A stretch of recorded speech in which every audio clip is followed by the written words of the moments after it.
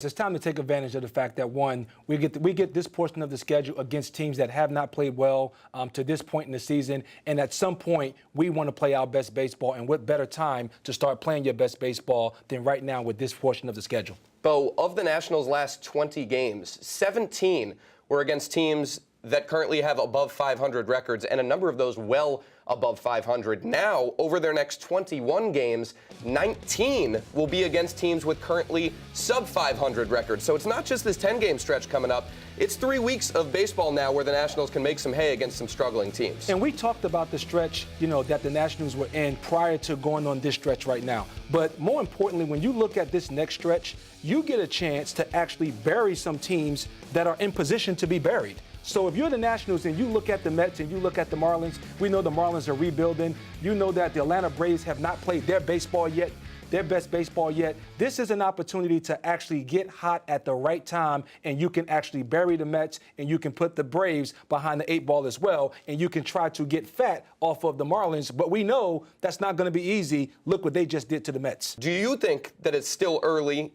at this point in the season now that we're more than 25% in? I'm going to give you the short answer real quick. Okay.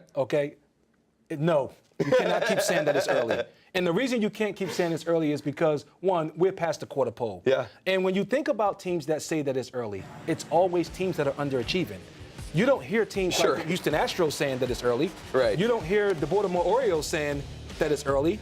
When you are playing to your expectation, these words will never be uttered, that it's early. You didn't hear early in the year when the Boston Red Sox were off to their horrid start. You didn't hear them saying this early. You know what you heard them saying? This is embarrassing. We need to get this together. So taking ownership of where you're at and owning where you're at in the course of your season, I think it's the first step to actually moving in the right direction. So I understand Syndergaard's quote and him saying, look what we did in 2015.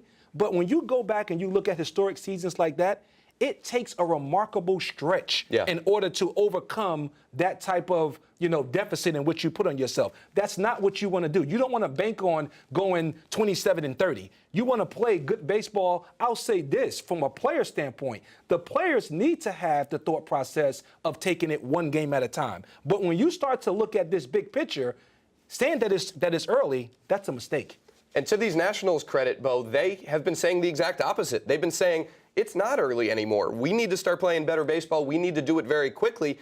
They know that they've said that in past seasons, and it hasn't clicked. They need to click now. And that's the mindset because, again, you don't want to put yourself in a position where you have to actually run off a stretch where you're 15 games behind or you're 10 games behind, and now you're banking on someone else losing. I'm going to go back to this stretch in the schedule. It's very important to get hot right now and start to bury teams that are in competition with you. If you're the Nationals, you want to turn this into a 2-team race where it's you and the Phillies down the stretch, and you get to play them head-to-head and you get to decide your own fate.